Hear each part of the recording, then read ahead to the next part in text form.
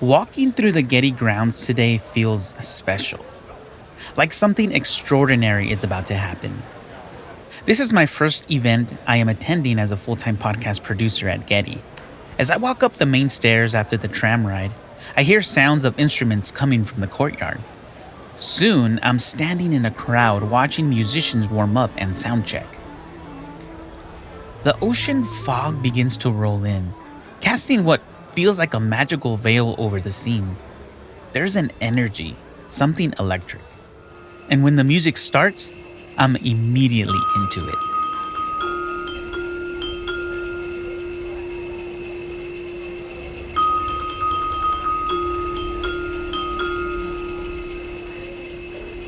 Hello, my name is Jaime, and welcome to ReCurrent.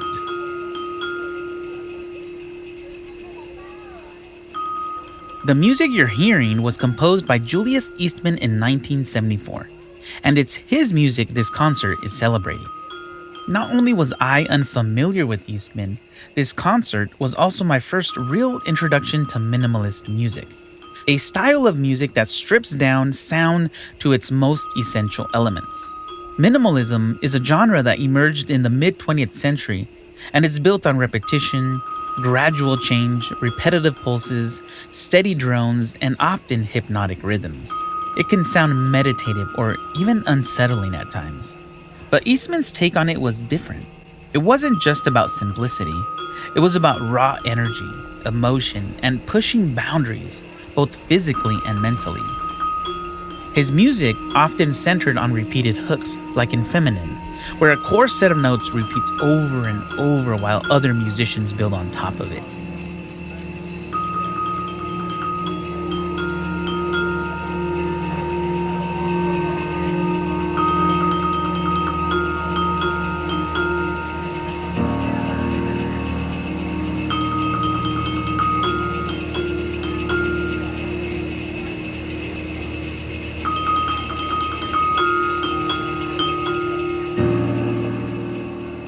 This repetition, much like a pop hook, creates something instinctual that was pulling at me, not just intellectually, but deep in my gut. Eastman was blending the complexity of classical and minimalist music with something familiar to me, making his work both challenging and accessible. It's this mix of intensity and emotional depth that makes Eastman's music resonate today. In an article written about Julius on NPR, it was noted that confident self-awareness enabled Eastman to write music that was challenging, irreverent, and sometimes ecstatic. That same article mentioned how Eastman insisted on incorporating racial slurs into some of his works, even if it ruffled feathers. While another from the New York Times called his approach bluntly provocative. Eastman blended worlds that others kept separate. And it's this daring fusion that continues to make his work resonate even decades later. I started playing music officially when I was 12 years old.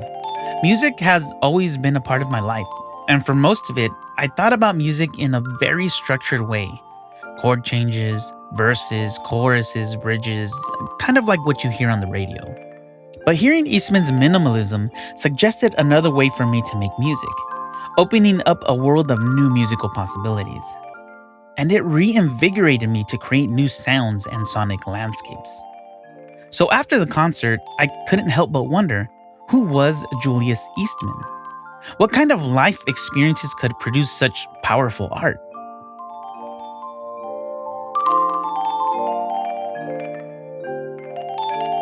So I reached out to Sarah Cooper, who developed the event that brought Eastman's music to Getty. And she gave me a bit of initial background. Julius Eastman was a composer, pianist, and performer. He was born in New York City on October 27th, 1940, and grew up in Ithaca.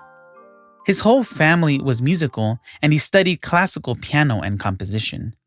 But surprisingly, few people have heard Eastman's powerful compositions, especially if you don't frequent the world of classical minimalist music, which I was one of them. Sarah also tells me about her first experience with Eastman's music, and it sounds a lot like my own. It was like a very kind of performative experience of this piece of music. Like, it really put me through sort of a physical experience of it. At the end, you're just sort of like, whoa, that was like a very new way of experiencing a piece of music, for me at least. It was exactly how I felt. Hearing Sarah describe her experience felt like validation, like I wasn't alone in feeling that rush, that sense of discovery. In that moment, her words clicked with my own journey, making me realize how powerful Eastman's music truly is. Not just for me, but for anyone who encounters it for the first time. Julius Eastman is an artist who was involved in the downtown music scene in New York in the 1970s and 80s, and he made several extraordinary compositions that dealt with a lot of the preoccupations of new music at that time. Eastman was kind of a intense character, an eccentric person who pushed a lot of boundaries that were just extraordinary. Because Julius was a Black, openly gay artist in a predominantly white classical music world, he stood out. Not just for who he was, but for blending minimalism with raw emotion. Eastman created works that were both challenging and transformative. He also rebelled against genre expectations placed on him as a Black man in a music world that was and still is very segregated. Julius, I think, felt pigeonholed as a Black man being forced to play jazz. And he was like, I'm not going to play jazz. I'm going to be a classical composer. I'm going to write music. And so he really refused to be forced to be like a jazz person because that's what he thought was expected of him. So that's what I think is also really interesting with Julius Eastman, is that he brings a sort of more fluid dynamic, a more sort of emotional dynamic, a more sort of bodily dynamic into minimalism. Minimalism is also associated more with white composers. There really are no composers of color other than Julius Eastman working within the language of minimalism that I know of.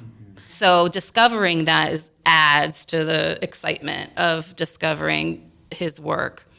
Sarah also told me that besides being a Black man in classical music, refusing to be limited to jazz simply because of his race, he was also openly gay in a time when that could close doors in the music world and society more broadly. He fought to carve out a space where he could create freely on his own terms. In many ways, that struggle resonates with me.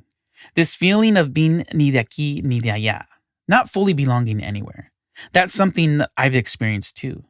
Growing up, I felt caught between different cultures, different expectations, just like Eastman must have felt, pushing against boundaries others had set for him. There's something universal in his story. The fight to define yourself, to break free from what others expect of you, and the desire to express something true to who you are. I think it's so compelling to see he wasn't a woe is me person. He was so defiantly himself. And I think on some level that he was like himself, even if it meant that it was going to hurt his career.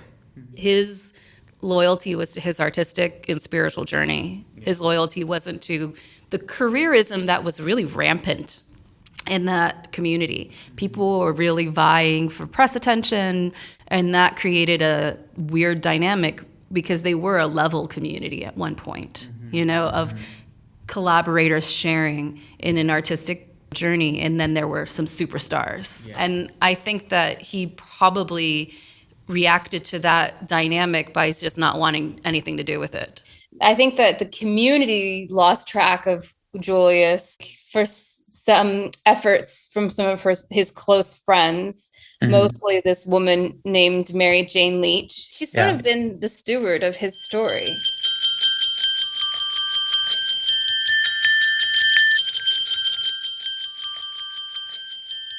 To learn more about Eastman, I tracked down Mary Jane Leach. She's a composer, performer, musicologist, and a kind of accidental archivist. We ended up talking over Zoom as Mary Jane now resides in Eastern Europe. I was so stubborn that I just kept working at it until I found what I wanted to find, or found enough to sort of make an impression on people. So besides my composing, which, I like people to remember that I am a composer, I did spend an awful lot of time tracking down his music. Okay, so let's go back to the beginning because I was curious about those first moments when someone met Julius. So, with that in mind, I asked Mary Jane Leach about her very first encounter with him.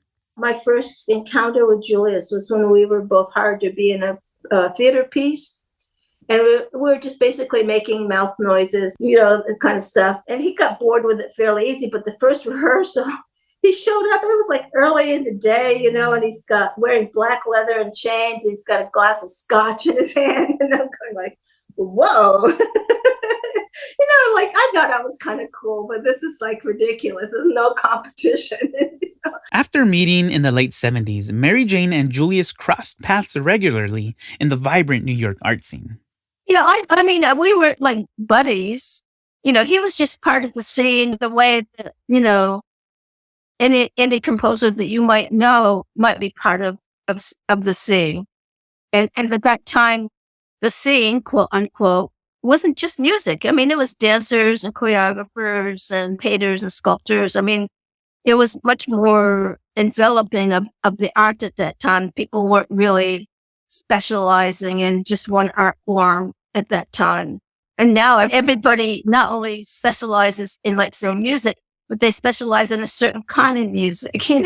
It's really becomes kind of splintered as opposed to everybody kind of, hanging out with each other. And she has played a pivotal role in bringing Julius Eastman's music back to the public, rescuing many of his compositions from obscurity. She tirelessly tracked down lost scores and worked to piece together his fragmented legacy. Through her efforts, Eastman's groundbreaking compositions are not only preserved, but celebrated now by new generations.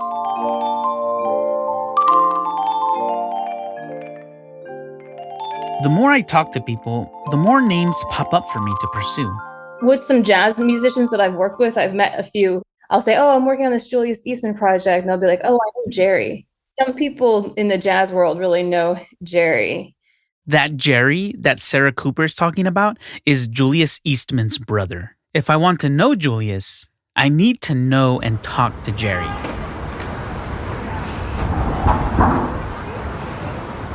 How many shows? Check it out. The taxi drops me off in front of a small bar on the corner of a snow-covered street in Brooklyn, New York. It's February and the snow is falling heavily. An icy shock for this California native. From the outside, huge WMC letters mark the doorway, lit by neon lights that cut through the winter night. The entrance is surrounded by bars, a safeguard against would-be intruders during off hours. But once I step inside, it's a whole different world.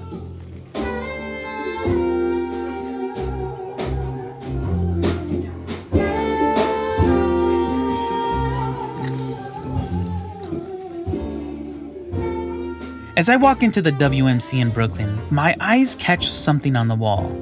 A framed article about Julius. It feels like a sign, as if Julius himself is saying, you're on the right path. And then, between songs, as a bartender puts away wine glasses, the clinking resonates through the room. It starts subtle, but then overtakes the room, and everyone notices.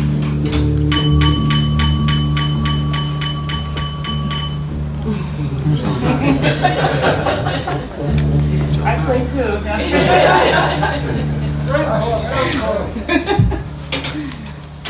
But it reminds me a bit of the opening notes of Eastman's Feminine. In that moment, there was nothing better than listening to jazz in New York City. But after a long day of traveling, I had to call it a night.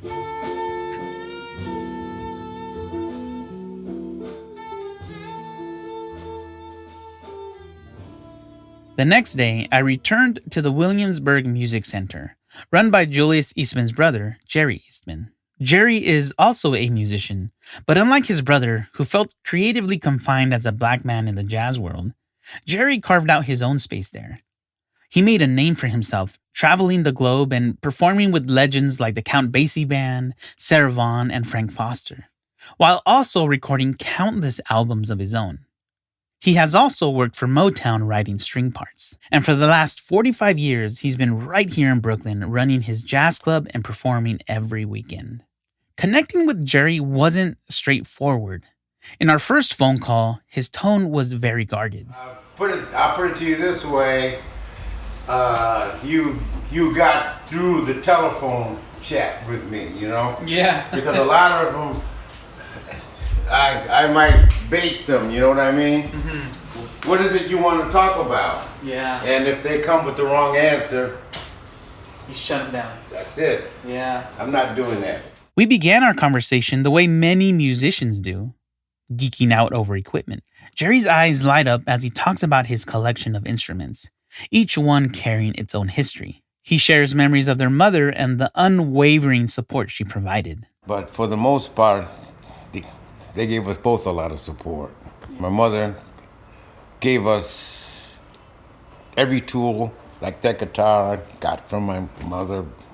That would be a Gibson Stratocaster that cost $312 back in 1962, a sum that would be worth thousands today. For Gerry, that guitar was more than just an instrument. It was a symbol of his mother's belief in his talent. You see how much junk I have in here? Everything that you see around here was here in 1981, except the piano. Because the piano I got from my mother after my mother died, that was the piano that Julius grew up using. The piano, Julius's first instrument, was a canvas for his earliest compositions. Julius is 5 years older than me, so I used to be his page turner all the time. Whenever he played a little concert around town or something, or in the church, I would go. And that was kind of the beginnings of me learning music, because I continued to listen to Gerry speak about their childhood, the early days of discovering music, and the different paths they each chose. Julius' writing, it opened me up to a new kind of freedom, you know, because Julius writes graphically. He'll write some color or some pattern, and that's kind of an illustration of the sound that he wants to happen. That's when me and Julius were working together. And working with Julius, his music was so difficult to play that it really expanded my whole bass thing, you know. And playing his music, I was hearing all of that, kind of changed my compositional style. And Julius would play piano and sing my songs.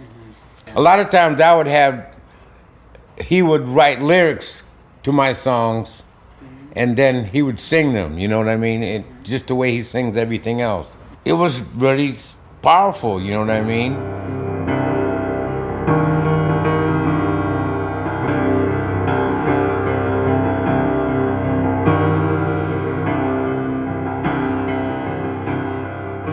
In 1976, Julius abruptly moved to New York City after a productive period in Buffalo, where he composed several works including the widely celebrated Stay On It, leaving Gerry and their collaborations behind. We didn't take it to the full extent that we should have taken it, because he went to New York a couple of years before me, and I stayed because I was living in his house, and he just said, "I'm leaving, Gerry. Take care of the house, do whatever you want with it.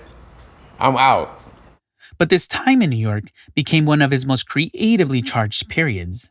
New York in the 1970s was not the New York of today. The city was on the brink of bankruptcy, and the streets were often dangerous, buildings were crumbling, and entire neighborhoods were filled with empty, derelict spaces. But amid the chaos, places like Soho and the East Village, Julius's old neighborhood, became hotbeds for experimental music and avant-garde art. Here, Julius created compositions as intense and complex as the city itself. To understand this period of Julius's life, I needed the perspective of someone who had been there with him. I tracked down Nemo Hill, Julius's former partner, a confidant who witnessed both the brilliance and the turmoil of Julius's life.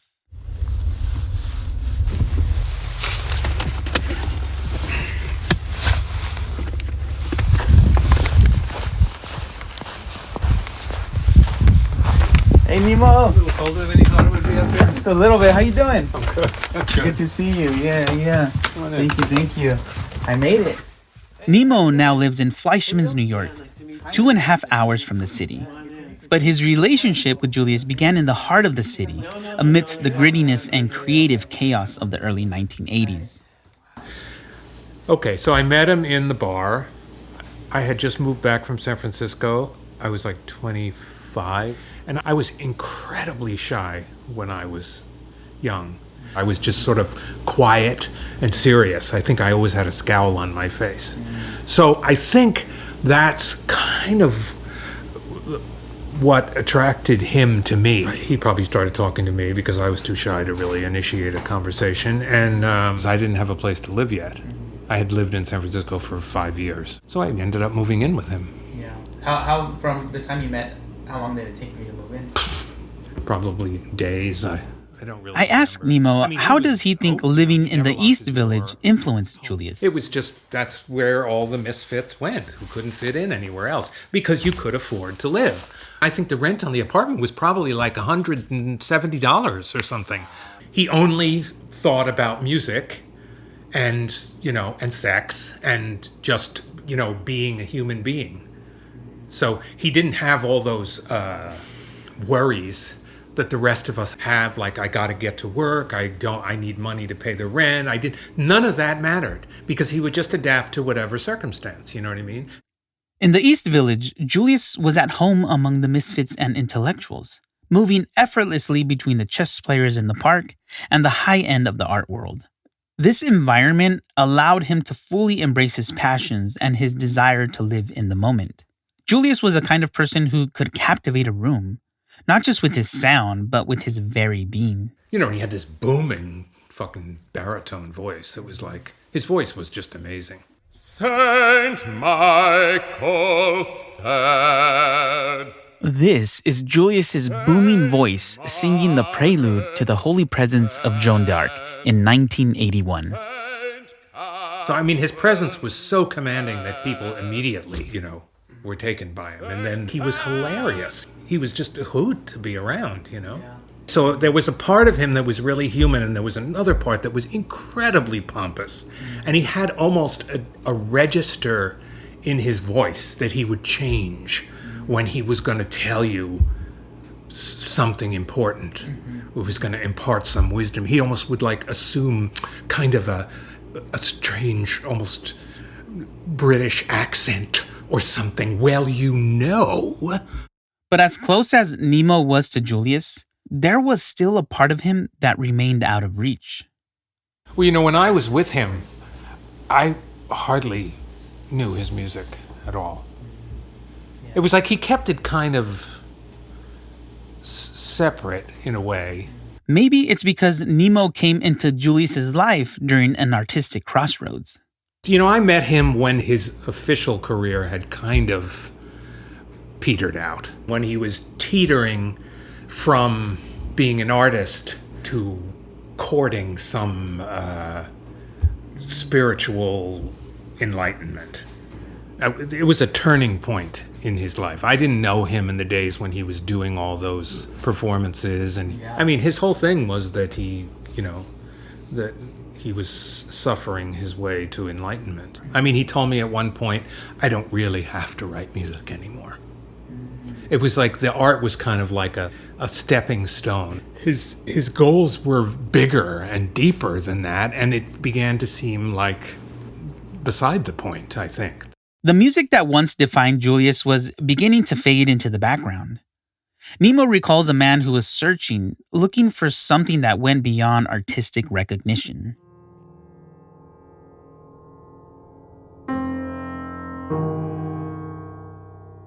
In 1982, Julius Eastman was evicted from his East Village apartment. All his belongings were thrown onto the curb. That included all his compositions, his notes, his books, everything he owned. This is why it has been so hard to make sense of Eastman's career and legacy. The material documentation of his artistic output just isn't there. This is why Mary Jane has had to become an accidental archivist. 1, because of his belongings being thrown out onto the street curb, and 2, because of Julius's desire to not have his music recorded, but only to be experienced live. I think from people who knew him, it's just more complicated. He didn't just become destitute. He wasn't in agony and like had all of his belongings thrown out and there was this tragedy. He was on a spiritual journey that he chose to become less attached to his possessions, to live his life like a monk, like in a different way. When I first heard this, I was shocked. How could this happen to someone so talented and respected? What happened to all of his things? Were they tossed into a landfill, or are they sitting in some warehouse somewhere, just waiting to be rediscovered? After the eviction, Gerry tried to support his brother in whatever ways he could, even offering Julius to stay with him. But Julius's free-spirited lifestyle often meant that stability was fleeting. Julius's final years are shrouded in a mix of truth and myth. He had stints of staying with his brother. Others recall stories of him living in Tompkins Square Park or upstate New York, and eventually returning to Buffalo for work at SUNY. While parts of this narrative are based on fact, others have been sensationalized over time, adding to the mystery that surrounds his life and legacy.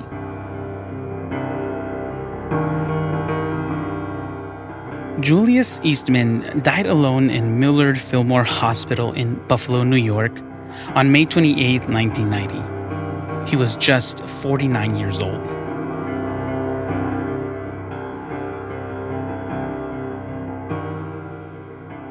And how did you hear of his passing? It was in the winter time, and I probably hadn't talked to him for a couple of weeks. And he went to Buffalo, so I didn't know where he was. What happened was somebody found him outside, called the ambulance. They took him to the hospital. And it just so happens that a friend of his, a dancer, saw him on the gurney, dead. And yet, the world wouldn't learn of his death until much later. It was 8 months before Kyle Gann, a music critic, found out. Gann wrote a belated obituary for the Village Voice, a well-known weekly newspaper in New York City, finally alerting the rest of the community to his passing. Julius's brother was left to piece together what happened. When I spoke to Gerry about his brother's death, the pain and frustration were still palpable. By the time we found out he was dead, he had already been cremated. So we didn't even get a full autopsy. The story that surfaced later was that Julius died of heart failure. But the truth is, no one really knows. So we don't know if somebody hit him in the head. We don't know if he fell and tripped on the sidewalk. We don't know if he was drunk and tripped and how long he was there. We don't know. I have no idea. Nobody knows. The autopsy says non-specific cause of death. Only thing I got from the hospital was his ashes. I don't even know where the ashes are because I gave them to my mother. And when I cleaned out her house, I didn't find them. So I don't know anything. Julius's story didn't end with his death, though. In many ways, that's where a new one began. The struggle to revive and safeguard his music. This has been no small feat. Eastman's music was often unrecorded or written in a way that made it hard to reproduce. So much of it ended up being lost. But those who knew Eastman's genius couldn't let his work fade into obscurity. Gerry took it upon himself to honor his brother's memory, fighting legal battles, managing royalties, and ensuring that Julius's music could be heard once again. Mary Jane Leach also worked tirelessly to recover, archive, and perform his works. Working with friends and colleagues who knew Eastman and performed with him, they found scraps of scores, hunted down rare recordings, and slowly pieced together a catalog that was at risk of being lost forever. It's like preserving an oral tradition in a way, because a lot of music that was written at the time wasn't written now. You know, when preparing for a concert, we would spend like 80% of the time discussing the piece. Well, what do you think that was meant here? What should we do here? Just, working it out. So I know people like to pretend that Julius was really sloppy with his scores, but he was just doing the same thing that everybody else was doing. By 2005, 15 years after Julius's death, Julius's work came back into the public eye. Here's Sarah Cooper again. So she was compelled to compile these recordings and worked with a music label called New World. And they worked with her to release this record. Kyle Gann, who's a well-known music critic, wrote the liner notes. And I think that was some of the first details about Julius's life that people started to unearth. The record excited musicians and scholars and spurred more research. 10 years after the album, Mary Jane Leach and her co-editor, Renee Levine-Packer, who was a co-director of the Center of the Creative and Performing Arts at SUNY Buffalo, where Julius Eastman was part of the prestigious Creative Associates program, which focused on avant-garde classical music, published the book Gay Guerrilla, Julius Eastman and His Music, which fully launched Eastman Mania, as musicologist George Lewis called it. Gerry has often found himself protecting his brother's legacy, shielding it from sensationalism. I don't want people coming here asking me about the last days of Julius. What kind of drugs did he use? Did he do this? No, that's none of your freaking business. Don't come by first and ask me, was he homeless? Did he die? There were all these stories about his homelessness, about his belongings being thrown out on the curb, about him having an argument with John Cage, who slapped him across the face, and like all of these things that were these kind of extreme legends. And I think there's also a bit of a fervor to rediscover him and make that a sensationalized, thing as well, and say, this forgotten master. I mean, it is kind of true. And I think we're both here because we both fell for that on some level. It is really exciting to discover a new artist that is this extraordinary, And even though it has become perhaps opportunistic for some places or some people who are interested in writing a sensational article or creating performances. And I think for the people who knew him, it was never forgotten. It was never this, sensationalized thing.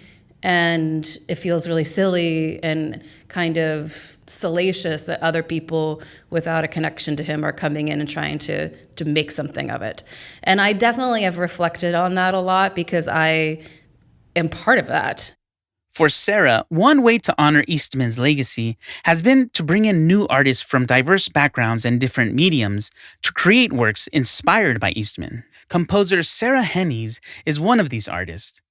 Hennies took the minimalist tradition that Eastman was a part of in the 70s and used it to explore her own identity as a transgender woman through music.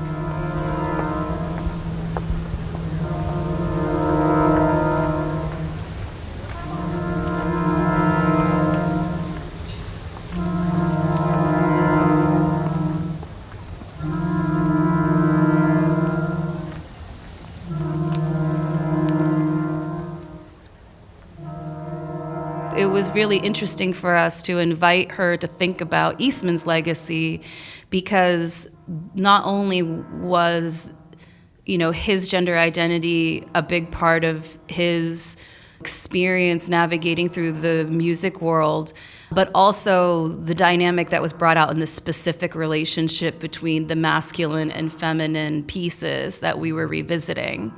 So what Sarah Hennies ultimately did was a composition for brass instruments, but there was such a emotional quality to those tones that I think, represents the complexities that we see in Eastman's legacy. So I think Sarah did a really, wonderful job in creating something with depth. Inviting artists to create new work not just revisits Eastman's legacy, but propels it forward. Eastman's works are not static.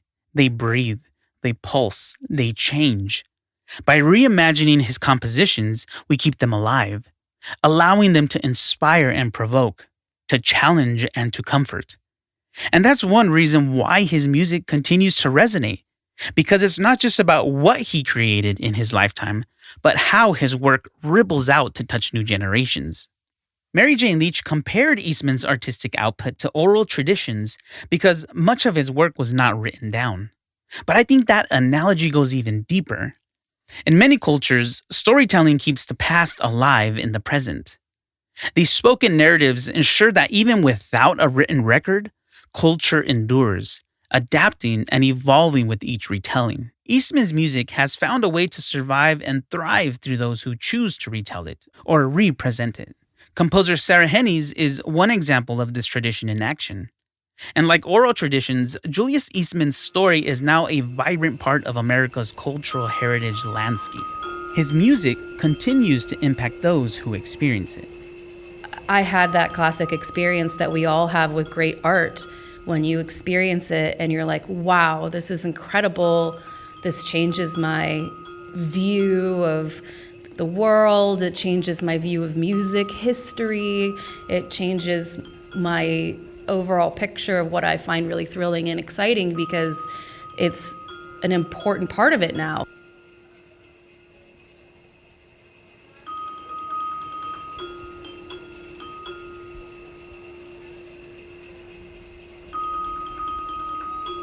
Sarah Cooper summed it up well. Preserving art, preserving cultural heritage, it's about changing how we see the world. And Julius Eastman's life does just that. He once described himself as Black to the fullest, a musician to the fullest, a homosexual to the fullest. Those words capture a man who was unapologetic, bold, and indifferent to the opinions of others. When I started this journey, I thought I was uncovering the story of a dejected, overlooked musician. But the reality? Oh man, was I wrong. Julius wasn't defined by his struggles. He was defined by how he embraced them. His life and music were raw expressions of his experiences, his battles, his victories, his truth. His work asks us to look deeper, to find beauty in complexity, and to embrace what we don't immediately understand. Ultimately, Eastman's life and music invite us to engage with the past to better understand the present and reshape the future. And in many ways, this journey to understand Julius has mirrored my own reflection on life since my mom passed. Like him, I've been learning how to live with greater purpose, embracing the lessons from loss, and using them to shape who I am today. Like, how would you want the public to remember Julius? I want them to just listen to his music and listen to his message.